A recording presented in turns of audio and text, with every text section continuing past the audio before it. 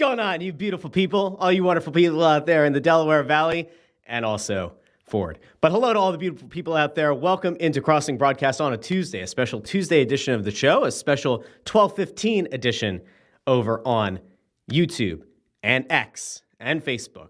Whenever you get your notifications, which you set up because you're subscribed on YouTube on the Crossing Broad channel, whether you get those notifications over on Facebook or on X, here we are. We're ready to go for a show. And I want to just point out really quickly that I do this show out of love for all of you.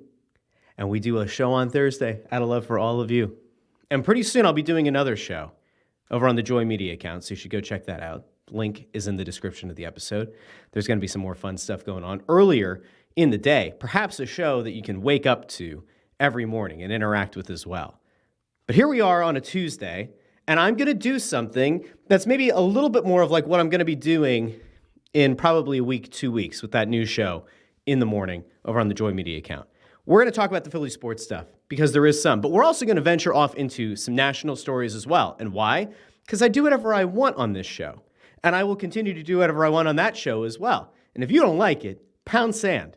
If you don't want to hear about what's going on around the country with some of the bigger stories, then by all means, you could tune out at the end of the episode. It's no sweat off my back. But the reason that we're going to do it is because I refuse to do what sports talk radio is doing right now. I refuse to play the game where I drum up some kind of fake emotion to talk about Jalen Hurts and Nick Sirianni. And I know it's listed in the episode description. I'll touch on it. But I'm going to touch more on the idiocy of what I continue to see going on in the sports radio landscape. And we will talk about the Phillies, and I'm not going to fabricate some kind of ridiculous conversation around the Flyers. We're not going to rehash the Sixers again where there's been absolutely nothing that's broken. We're not going to try to fabricate or try to find some little nuance on the Eagles and try to drive a half-hour show. It's a podcast, baby. It's a YouTube show. It's a Twitter. It's a Facebook show. We're going to have some fun. I'll get into the comments with all these people as well. But, we've got some other stories that are also worth talking about. And listen, maybe, perhaps here in the month of June, we can just expand our horizons a little bit. We can be more than just the people who continue to feed into some bullshit narrative because we've been programmed in the Philadelphia region of only being able to talk about the Philly teams. Let's just try to expand our horizons. And again, when we get to that part of the show, if you don't like it, piss off, as Gordon Ramsay used to say. And I see people in the comments right now, they're ready to go national. Al Mack checks in and says, fire Berhalter. Oh, we can talk about the U.S. men's national team. You want to do that? We'll do that. We'll do that here on the end of Crossing Broadcast on a Tuesday. We'll do that on the Joy Media show, coming very soon. It's going to be fun. We're going to have a lot of fun this summer. I think that we, by removing the restrictions, by removing some of the shackles, we're going to have more fun. And my whole point, the whole reason that I want to do what I'm going to do over on the Joy Media account, and we'll continue to do here on Crossing Broadcast, is I want there to be some joy for your day and for mine as well. We're going to do this thing together. I've got some new ideas for ways to make this whole thing a little bit more interactional. All right, I want this to be even more. But Nico also agrees with Fire Berhalter. So does Reed DeFord. Berhalter out. And I love it. And we'll get there. Bring me back to Berhalter at the end of the show. And I'll give you my thoughts on arguably the worst manager in my lifetime for the U.S. men's national team. And we can have that conversation. And then on Thursday, when Kevin Kincaid is back in the lead seat, you can spam the chat with that as well. Because I bet you he probably doesn't like Greg Berhalter either. We can just talk about the fact that, okay, we're going to get there. USA is playing Brazil this week. It's going to be an absolute massacre. Everybody get ready. Get your popcorn ready, as T.O. once said. It's going to be a show. But before we get there, let's talk about some of what is going on with your Philadelphia teams. And I want to start in a place that a lot of people, I believe, probably are happy that they've been able to leave a little bit the bad taste that was in their mouth on Sunday, that they've been able to leave that across the pond. But I do want to talk about it really briefly because it was something that was really weighing on me on Sunday in a way that, these things typically don't. And it was even weighing on me a little bit on Monday. And I think you all know me at this point that I'm usually pretty good about doing one of these, washing the hands of a game. When the game's over, I don't carry that with me. We talked about this last Thursday when Harry Mays was on the show. But the idea of it was one of Kevin's hot takes that if you allow a loss to stick with you for the entire week, is that loser behavior. And I think that when it's an Eagles game and there are only 17 regular season games, that yes, we tend to carry that with us for a few days because you only get 17 opportunities to watch your team during the regular season. For me, I think we all also know that I enjoy baseball. I enjoy good baseball, great baseball like the Phillies have been playing this season. But I'm not going to live and die with all 162 games. There's just no way. I can't do it. It's insane. And I think that the people who are 100% committed to baseball and don't watch basketball or baseball or football or soccer or lacrosse or field hockey or keep up with the equipment,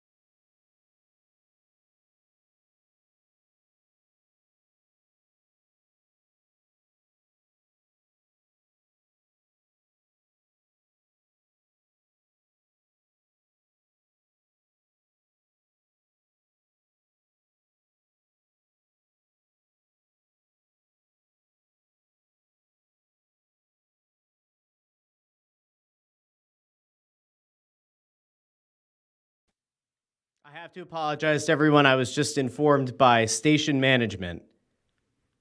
I was just informed by station management that I have to talk about Jalen Hurts and Nick Sirianni.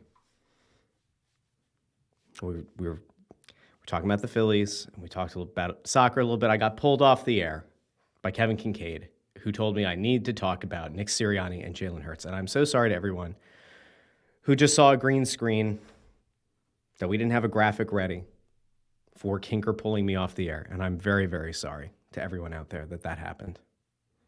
But you know what I say to Kinker? No. You can't pull me. So we're going to talk about the Phillies.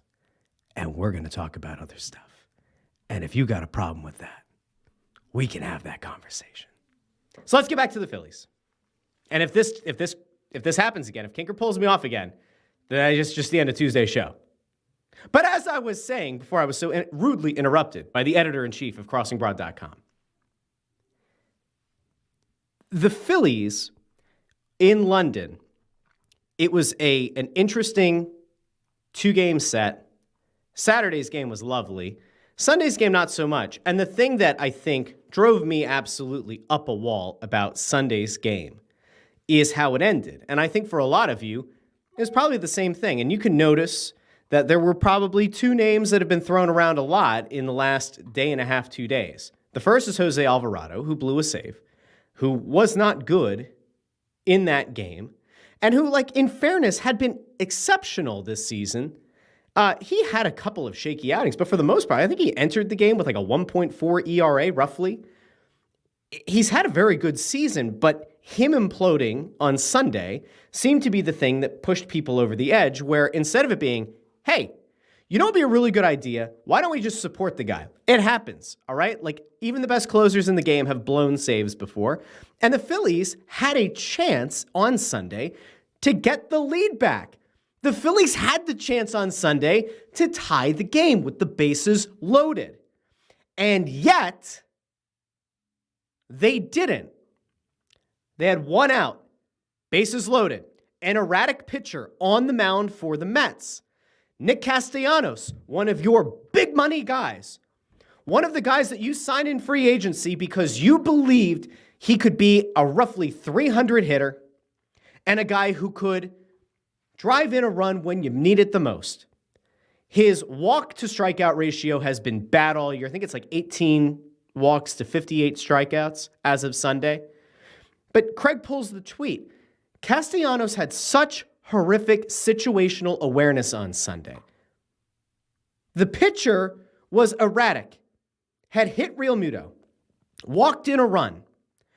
Your responsibility as a hitter, especially a hitter who's had the kind of struggles that Nick Castellanos has had at the plate this year, your responsibility isn't to go up and swing at the first pitch because that's what you do.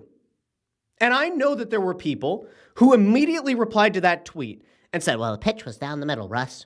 It was like an 85-mile-an-hour fastball right down the middle. What did you think he was going to do? Well, I expected him to swing because that's what he does, because he has the intelligence, it would appear, from the outside without ever having a conversation with the man. He doesn't exactly come off like a scholar. He might be a very smart man. I don't think he is. He might be a very smart guy. But there has been nothing to this point to indicate that he understood what was happening in the situation. Like, he even said post-game something to the effect of, I probably should have just kicked the ball and taken the out, which I don't even know. Like, why is that even the conversation? So anyway, he goes up and he swings at the first pitch. And again, people are like, oh, it was fastball down the middle. That's a hit. That's a pitch to hit. And if he drives that ball the opposite way, it's game over. If he crushes that ball, if he makes solid contact, that goes out. That's a salami. And I said, well, did he? Did I miss Nick Castellanos hitting the ball to a gap? Did I miss Nick Castellanos elevating the ball into the outfield for a sac fly? No, I didn't. And so then you come back to, what is it exactly that Nick Castellanos could have done? What are some of the other potential outcomes that could have come out of that at-bat? Let's talk about it. Everybody, Craig right now, you can't see it. Craig is currently wearing the Doctor Strange robe. You know, like at the end of Endgame or whatever it was, where like he goes through and he's trying to figure out the millions of different timelines and how many can they win. Craig's doing that right now. So Craig's going to pass me that information. All right, let's play the scenario out. Nick Castellanos is up to bat. One out, bases loaded, bottom of the inning, chance to either tie the game in a few different ways or win the game. Okay. Take the first pitch. Yes, it's a good pitch. And for a good hitter or a hitter who has been performing well this year, an Alec Bohm, a guy who has MVP experience, like MVPs in the trophy case, a Bryce Harper, who you're paying big bucks to go out and do, fine. A guy who typically hits for average, who also isn't healthy right now, but if he had been, like a Trey Turner. I don't want to see Nick Castellanos swinging at the first pitch because he hasn't earned the ability to swing at the first pitch this season. You could make a case he hasn't earned it in his entire Phillies tenure, but let's just play with this one brief point of time. He's not getting it done this season. Yes, he had some big hits last week, and you could say, hey, in terms of recent games, sure, he's seeing the ball a little bit better. That doesn't negate everything else from the first few months of the season. He's hitting like, what, 215? No, he doesn't get to swing at the first pitch. I don't give a shit how much money you paid him. He doesn't get to swing at the first pitch. That's a conversation between the manager and the player. So let's play this out. What could Nick Castellanos have done? He could have taken the first pitch. All right, it would have been a strike. And there was some jackass who said in the replies to that tweet, still would have been 0-1 either way, Russ. Yes, it would have been. But you know what it would have shown the pitcher? It would have shown perhaps Nick Castellanos, who is very well known for being a guy who goes up and swings at literally anything around the plate and sometimes off it, that, he might be a little bit more patient in this at-bat. And perhaps it applies just a little bit more pressure to the pitcher, maybe just a little bit. Things that could have happened. Could have been hit by a pitch. Real Muto was. Could have been walked. Harper was. He could have worked a longer at-bat. He could have potentially put himself in position to hit a sac fly. A groundout sucks, but perhaps there's a way to do it that there isn't going to be a double play where he doesn't explode his bat and the ball moves 2 inches, right? You have the possibility that this pitcher who's erratic on the mound, perhaps there's a wild pitch. Perhaps there's a passed ball. There are so many other things that could have happened. And all Castellanos has to do is take the first pitch, flip the pressure onto the pitcher. All right, fine. You would make a case that like in a big moment with a legit hitter at the plate, that perhaps it puts more pressure on the hitter if he's behind in the count 0-1. Whatever. Take the pitch. See a pitch or two. And if you go back and you look at the first 3 pitches in that at-bat, it was down the middle for pitch 1. I think pitch 2 and outside pitch 3 was up around the letters. None of them were particularly good pitches hit except the first one. But you would have had a 2-1 count. Just take the pitches. 2-1 count. All of a sudden, flips in your favor, Nick Castellanos. Perhaps you can walk. Maybe you do get a meatball that you get to hit. Maybe with a 2-1 count, you get to hone in, look for the meatball, and swing at that. Instead, you have now given the pitcher the idea that, all right, this guy's going to swing at anything. Then he does, and he fouls 2 pitches off. And guess what happens, folks? He has no leverage in that situation. It's all over. And then you see him go up, and they said at one point that he shortened up his swing. He was in a defensive swing, and it took him out of it. It took any leverage that he had in that at-bat out. And as a guy who's getting paid the kind of money that he is, a guy who has 1 out, bases loaded, you have to put more pressure on the pitcher. And he didn't. And so, like, look, we can all have these moments where we say, hey, it's just one game. It's 1 of 162, and typically I'm there. But when it's one of your big money guys and a guy who genuinely needs to perform, a guy who really needs to have something good happen for him and for this team, he didn't get the job done. And that doesn't make me an asshole for pointing it out. It just makes me a person who says, hey, there are a lot better outcomes that could have come from it if he just takes a pitch. And listen, if he takes 0-1 and then pitcher throws it down the middle and you're 0-2, then I look like a jackass? Maybe, perhaps. But he always seems to find himself choosing the worst outcome. He often finds himself doing the thing that we all know is going to fail. Like if you could have live bet on it at the time, and maybe some of you did, could you have live bet on Nick Castellanos to ground into a double play? I bet you at least 40% of the people watching that game in the Delaware Valley would have happily taken that bet. There was almost no chance a positive outcome was going to come out of it, especially when you saw him swing at the first pitch and then at the second and the third. We all knew where it was going. Now, I've seen people compare him to Tobias Harris, and I think somebody did in the chat a little bit ago. And Craig, if you can find it, by all means, pull it up. But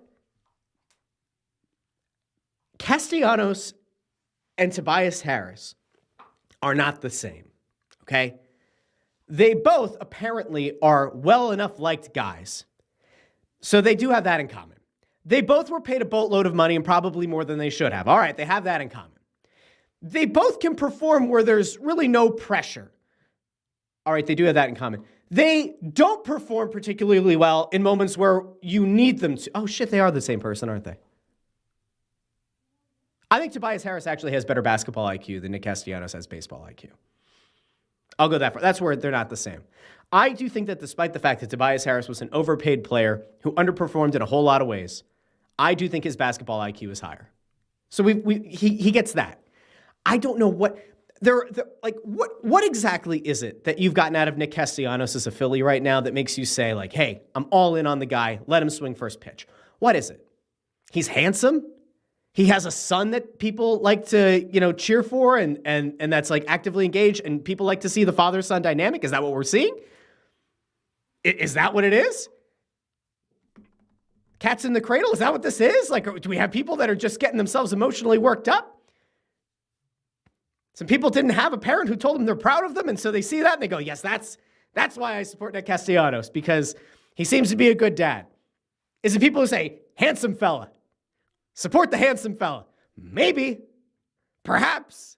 But from a baseball perspective, has there been much of anything that you can hang your hat on and say, yes, Nick Castellanos by all means. Swing at the first pitch, buddy. Green light. Bases loaded. Get the fuck out. Like, stop. Stop. It's ridiculous. Now, I say all that, and I've now worked myself up a little bit, but like I said, Sunday's game happened. I went, that sucks. And I walked away from it, and I was fine. But for the purposes of today's show, I meant to have this conversation with all of you yesterday, but I'll have this right now.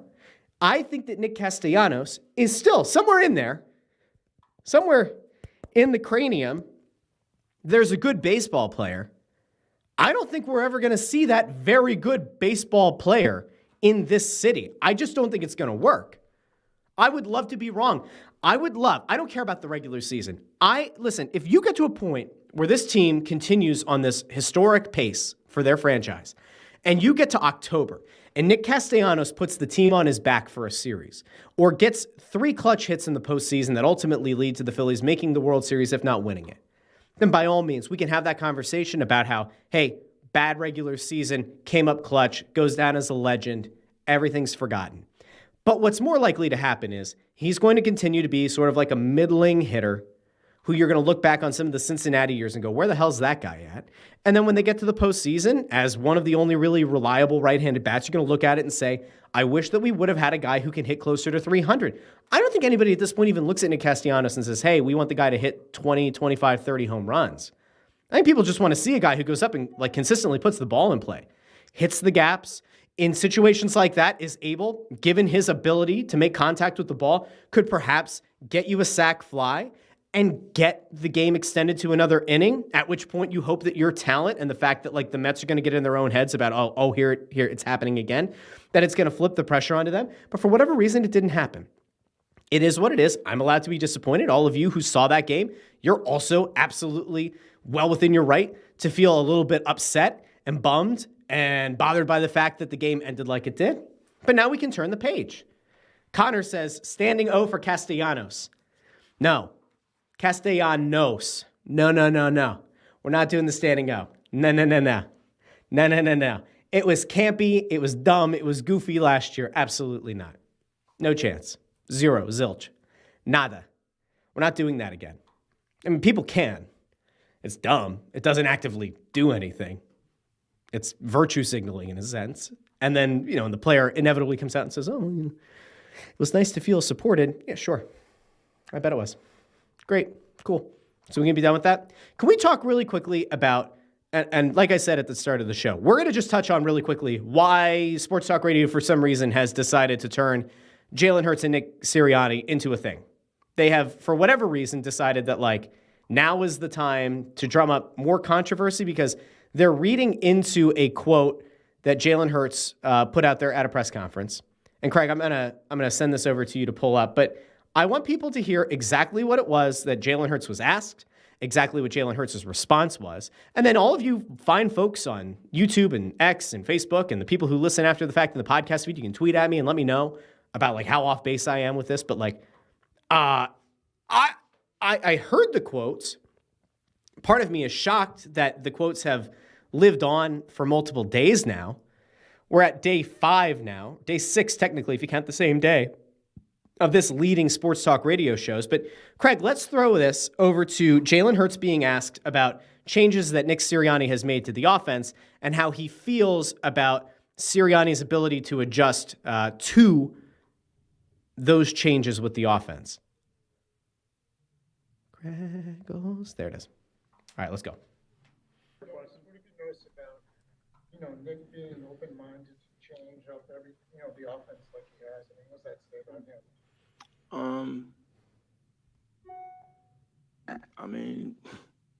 It's a great question. I don't know that I know the answer to it. Pause. What have you seen from him? All right. So for those who might not have been able to hear it, Hurts was asked about Nick Sirianni being open-minded to changes with the offense and what it says about him, that being willing to be open-minded. Now, for context, the Eagles went out and hired Kellen Moore to run the offense. It was very clear that the Brian Johnson and Nick Sirianni collaboration didn't work last year. It is also clear, seemingly, that Jalen Hurts might not feel great about the fact that Brian Johnson, maybe in his opinion, was scapegoated, that it really wasn't Brian Johnson's fault. Perhaps Nick Sirianni's concepts and his ability to adjust the game plan might have been unfair to the guy that had been his coach. All right, so he says, I don't know. That's a great question. I don't know. Okay, fine. Continue.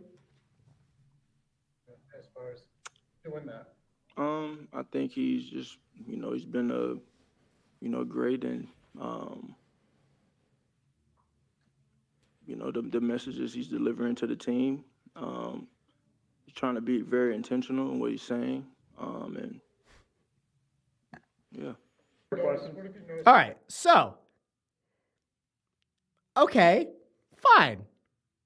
Hurts doesn't exactly have a lot to say about the head coach. And now people are trying to read into it. And like I said, this is day 5, day 6 of the conjecture on radio about, well, should Jalen Hurts have been a better leader? Does this indicate that Jalen Hurts isn't a good leader because he's not going out of his way to maybe fluff or to support the ego of Nick Sirianni? Could it be perhaps that Jalen Hurts is still jaded about Brian Johnson's firing and perhaps his scapegoating? Is that the problem? Or is Jalen Hurts just being honest because maybe he hasn't seen a change? Maybe he hasn't seen a more open-mindedness. Or perhaps he hasn't been privy to the conversations between Kellen Moore and Nick Sirianni and perhaps even a Howie Roseman to say, hey, we hired this guy to be the OC and we want his vision to be implemented. And maybe they have essentially emasculated, castrated, neutered Nick Sirianni's influence in the offensive game planning. I don't know. It's one comment from 5 or 6 days ago.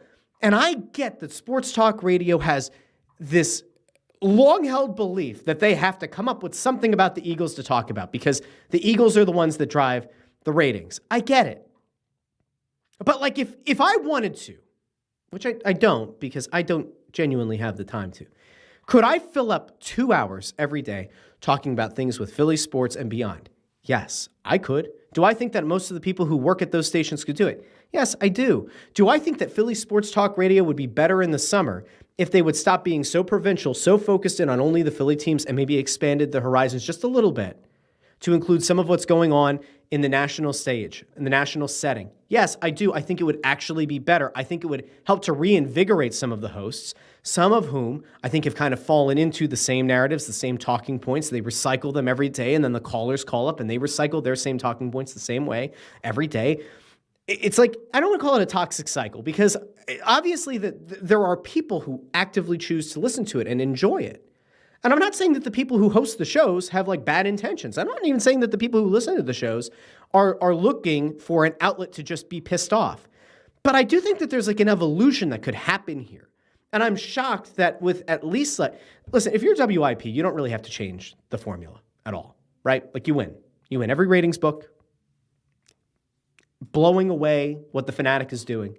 I'm genuinely shocked that the Fanatic hasn't done a pivot yet. I am genuinely shocked that the Fanatic hasn't tried to curtail some of the shock jockiness or the fabrication of talking points on the Eagles and gone more to, let's talk about more of the teams and let's talk about more of the national stuff.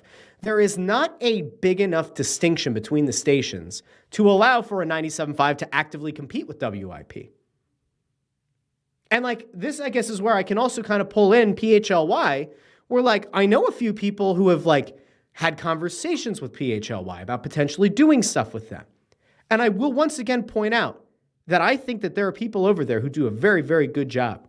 I think that when it comes to Sixers coverage, they've got the best Sixers coverage. I think that the best people, the best writers, who I don't necessarily think are writing as much as they had in the past, and that's kind of a bummer as a person who read their stuff. I don't know if they're all dynamic personalities. I think some of them are, but I think their Sixers coverage is very good. I think Bill and Charlie do a really good job on the Flyers stuff. They're very different from what we do on Snow the Goalie, and they have to go in and somehow come up with a daily show. I think they do a really nice job. But I think that there is still something missing there. I had a conversation with somebody again yesterday, 2 days ago, who also has like this, not a vested interest in seeing that platform do well, but we look at it and say like, there is a very clear path that they should have taken that WIP, because they don't need to, and 97.5 for whatever reason haven't taken. And there is a way to make it significantly more attractive to more people, and they haven't done it yet. Again, I'm not going to say it on the show. I have divulged some of those thoughts to some people who are around the Philly sports media industry landscape, and we all seem to be sort of in agreement, like, why aren't they doing this, this, and this? Again, I'm not saying it publicly. They want to hire me as a consultant. They want to pay me to give them some ideas. By all means, happy to. I'm not doing that shit for free. But The Fanatic is the one where I'm like, you guys aren't doing something that is fundamentally different. Because if people are getting upset with WIP for doing what they perceive to be shock jockism around Hurts and Sirianni, and then you tune into The Fanatic and they're spending part of the day doing the same exact thing, there's nothing different. Then it comes down to which hosts do you like better? And based on the ratings books for the last couple of quarters, one would think that it is implying that more people like the WIP hosts than the 97.5 hosts. So again, I come back to, there is a way to make it better. There is a way to fix it. But in order for you to fix it, you have to differentiate yourself and make things different.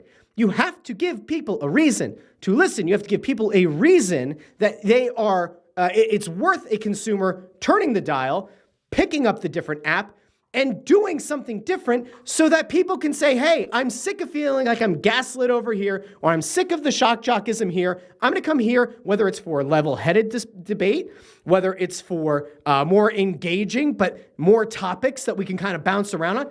I just don't get it. I still don't understand. I've heard very good things about the new PD over at The Fanatic. Matt Stellar, I've heard very good things about him. I've also heard good things about Rod Lankin over at WIP, so I don't think it's even a program director thing. But I just don't get it. I'm like one of these disaffected people, I guess, where it's like, I'm not actively listening to sports talk radio every day. If I get in the car to take a kid to a doctor's appointment, I get in the car to like go run an errand really quick, I'll listen, but I'm not sitting at my desk every day listening to one of the radio stations. I'm not. Wouldn't lie about it. I tune in sometimes to get an idea, to think, am I missing something? Am I out of bounds with my thoughts on who the Sixers should go after? Am I out of bounds with my thoughts on how people feel about the Flyers outside of my Snow the Goalie echo chamber? Like, I do this stuff sometimes, but like, I just don't get it. I don't totally understand. And I know that I've gone on this like radio wars, radio topic thing again, but it's frustrating because when so many people around Philly sports talk or Philly sports media have a very similar vision, and none of it is being executed by a station that effectively could and has incentive to doing so, namely, they're losing every slot during the day. I don't get why they haven't changed the model yet. What are you doing? Does it not bother anybody? Everybody's happy to not get their bonus for winning the ratings book or finishing in the top 2 or top 3? I can't imagine that's the case. Is it once again that somebody from higher up, somebody from up on the hillside is saying you have to talk about the Eagles? That's not good. Figure it out. Do something different. And again, maybe I'm wrong. Maybe I'm off base. I'm not, because if I were, there wouldn't be people in the comments right now echoing a lot of the same concerns. But this is where we're at. This is where you're at as a Philly sports listener. And so that's why I'm always grateful that there are people who listen to this show, who actively find it, who interact in the comment section. I think we could do more with this. I think that we probably should. Again, I'm going to be doing that show over on the Joy Media account at some point in the next few weeks, and I think that'll be a more regular thing. And I'm not looking to actively compete with radio. I'm not looking to do something that's a little bit different and hopefully is going to resonate with people who want to have some other kind of sports talk that doesn't have to go out of the way to appease the Nielsen ratings and say we're just going to talk about the Eagles for a half hour with nothing to talk about, or for 3 hours with nothing else to talk about. I'm just not interested in it. Maybe you guys are, but I'm thinking that if you're here, probably not. So Kevin over here says this show should take calls. Kevin, I'll tell you what, on the new show, I will take calls. I'll take video messages. So if you want to record something, you have a thought, some kind of feeling after a game, and you want your dejected face or your exuberant face to fill the stream, then by all means. And that number will carry over to the new show, 215-839-8477. I'll still be doing this, but I'm going to do that too. I'm going to do what I want. I'll be like Cartman. Do what I want. Bam Margera. What will he do next? Whatever the F I want. It's going to be me. All right, so anyway, let's get back to sports really quick. I don't think that the Hurts and Sirianni thing is really worth that much. I certainly don't think it's worth an entire day's worth of programming. I certainly don't think it's been worth 6 days of programming. I think it's all nonsense. I think it's mini camps and we all need to move on. People need to find other things to talk about. There are more things to talk about. So we're going to get into them right now. And now we're going to walk away from the Philly sport thing. We're 30-ish minutes in. We had that gap where Kincaid pulled me off the air. But we are going to go into some of the other sports topics. Now, I'll come back to this because T from the TO3 said he wants a little bit of talk about the U.S. men's national team. I'm going to get to that as the last thing today. That will be the last topic today. There are 3 other topics I think I put in the description of the episode. Let's get to one. And I'm sure people have a feeling. So let me know in the comments how you feel. Caitlin Clark got left off the U.S. Olympic team roster. And I've now sat back and I've listened to both a Stephen A. Smith and a Shannon Sharp, and a lot of people who follow the WNBA far more than I do, have followed the U.S. women's national team, the Olympic teams in the past far more than I have.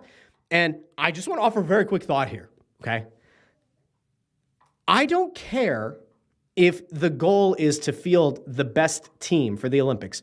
The women are going to run away with the gold medal. It's practically a done deal.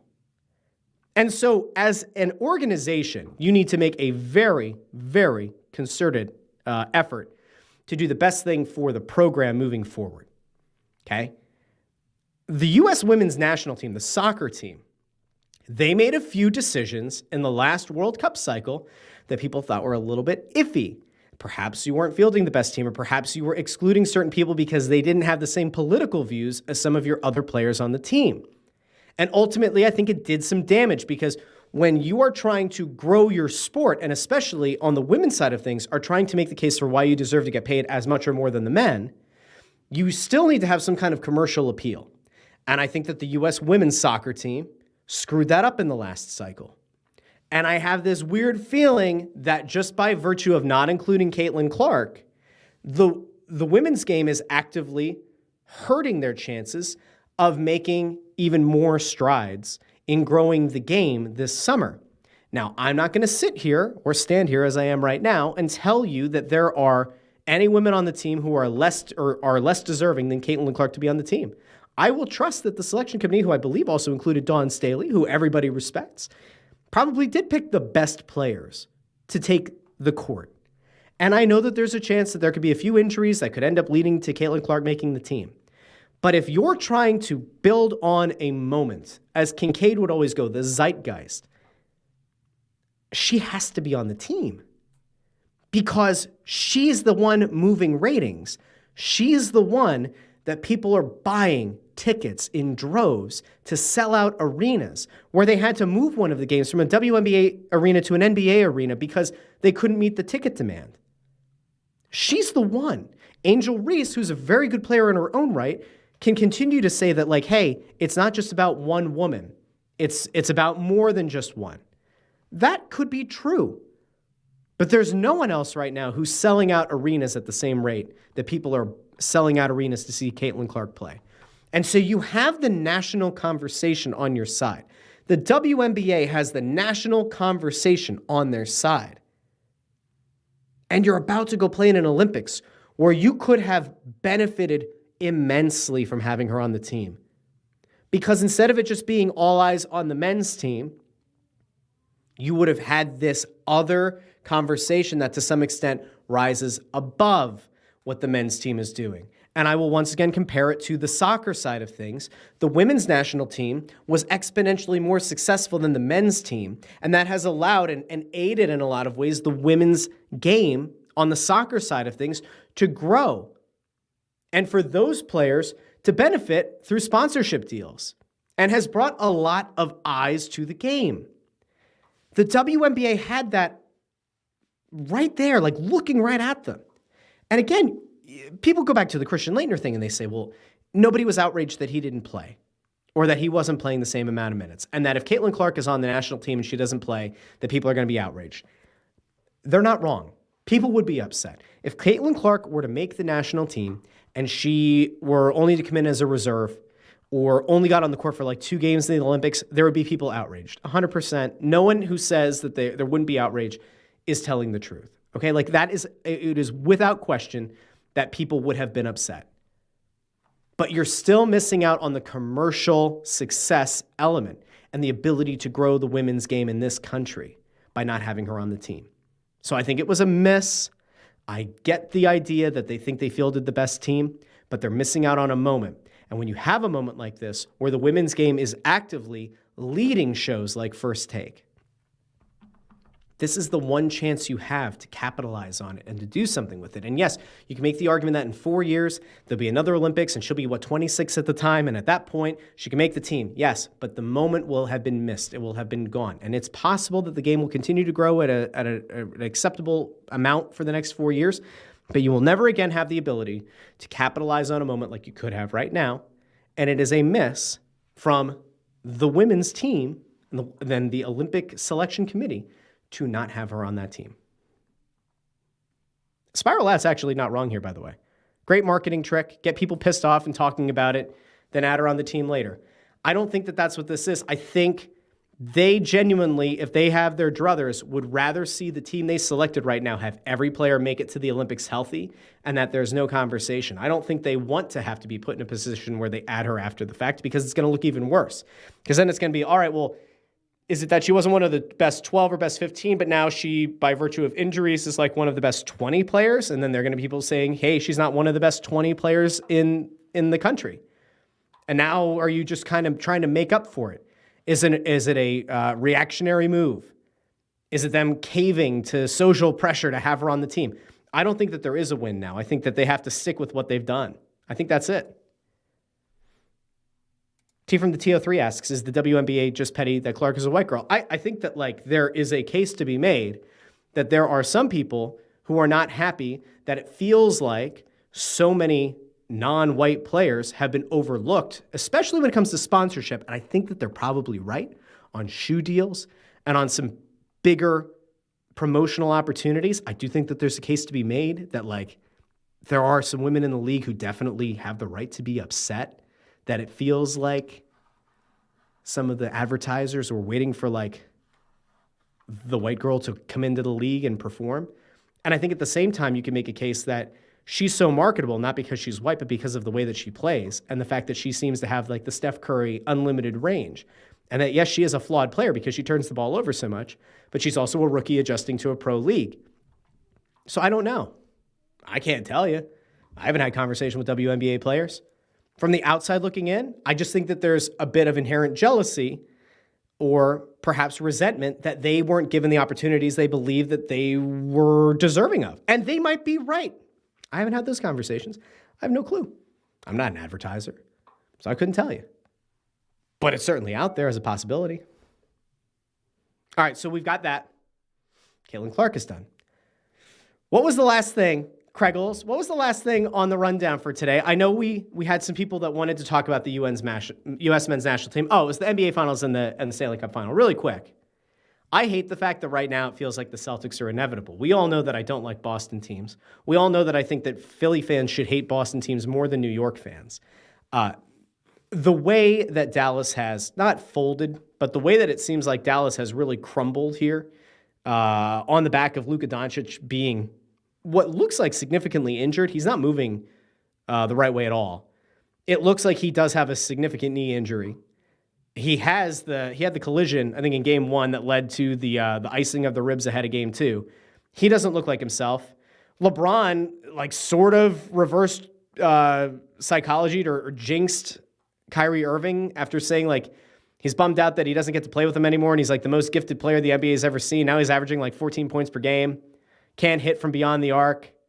It's a minus 22 on the series. That's not great.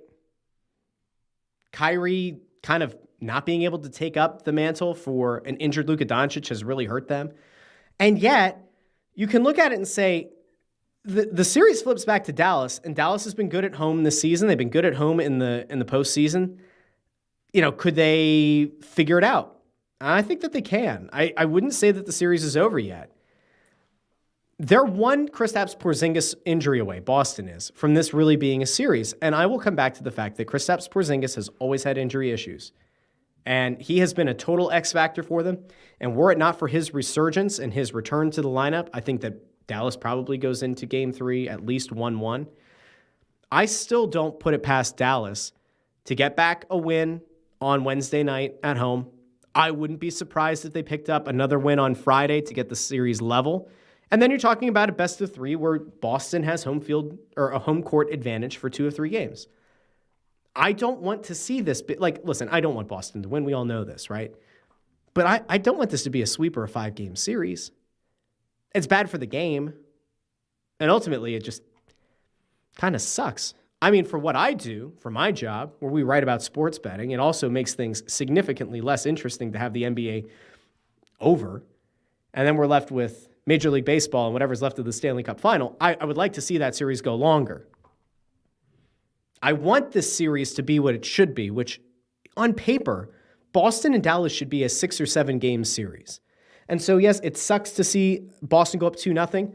I still think Dallas has a legitimate shot of flipping the script. We'll see how it goes. Next week when I do the show, we'll have a much better idea, obviously, because we'll be back doing the show on Monday, which will be the night of Game 5, assuming there is a Game 5, and that would be in Boston. That could be a series clincher for the Celtics, or maybe it doesn't happen at all.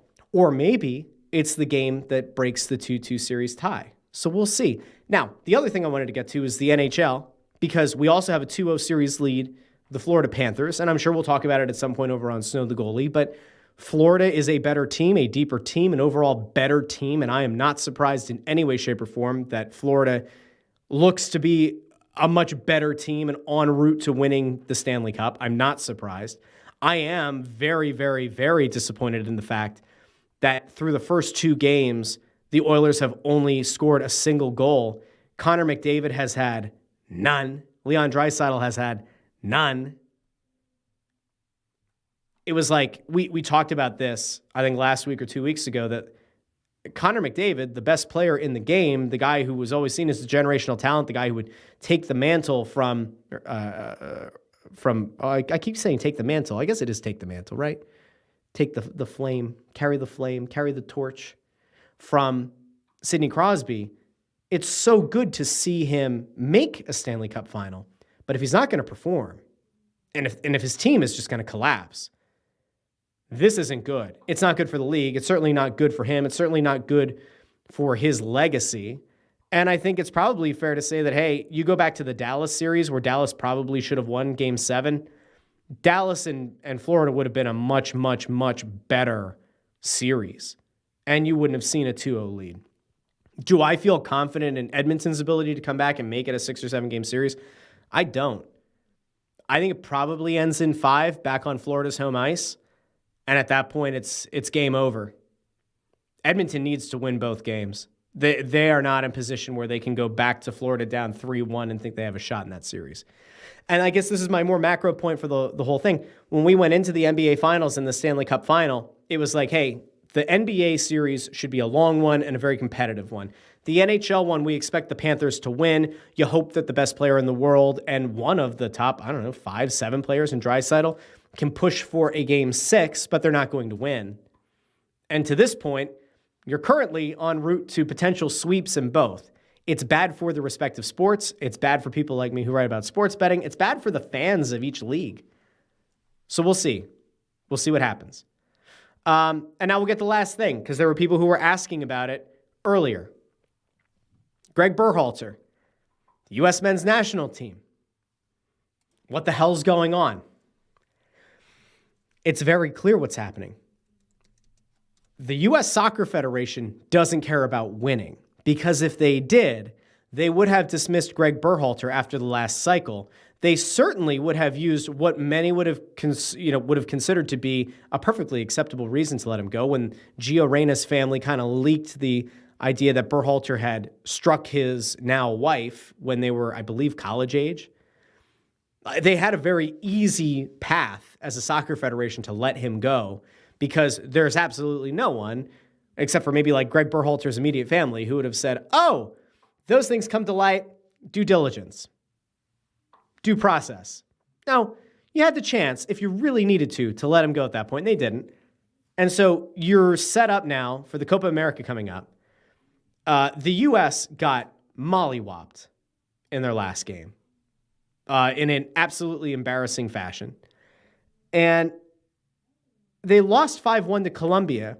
And after the fact, Berhalter took no responsibility, didn't say it had anything to do with his scheming or his tactics. He blamed it on the players. He said that he was disappointed that the players didn't execute the plan better, which is kind of bullshit. And when you have the kind of midfield that the U.S. men's national team could field, and you blame the players, that's not okay. The graphic was going around. I think it's the U.S. men's national team, not counting Mexico, are 1-7-6 against like top-ranked teams, top 10, top 15 ranked teams in the world, 1-7-6 with Greg Berhalter as the manager. Jurgen Klinsmann took a lot of heat. Bob Bradley took a lot of heat. They were both better managers than Greg Berhalter. The U.S. men's national team had the ability to go out and get Tata Martino, and they didn't.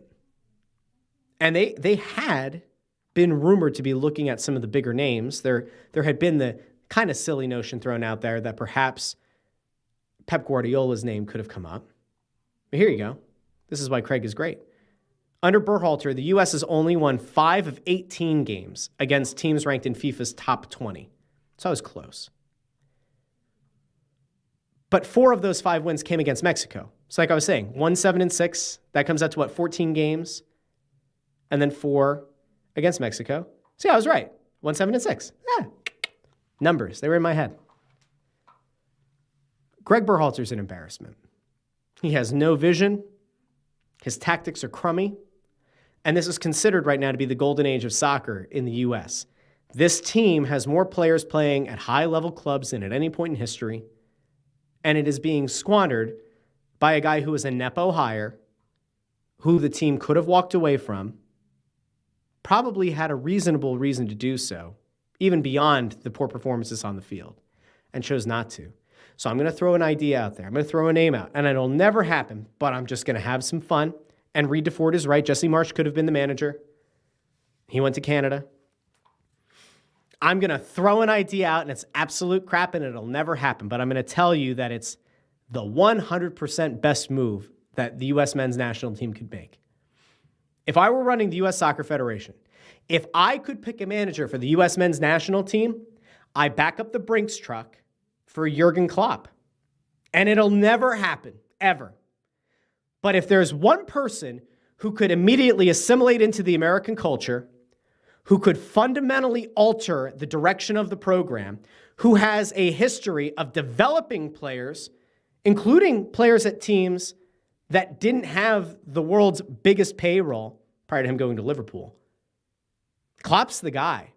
And if you want to make the argument that there's somebody who could be a at least short-term hire that could go down as a living legend, who could build on his legacy even further by cementing himself as arguably the best men's national team coach in history, who has a very talented pool of players to pick from ahead of the Copa and then ahead of the 2026 World Cup, which will, in fact, play many of its games in these United States of America, the man's name is Jurgen Klopp.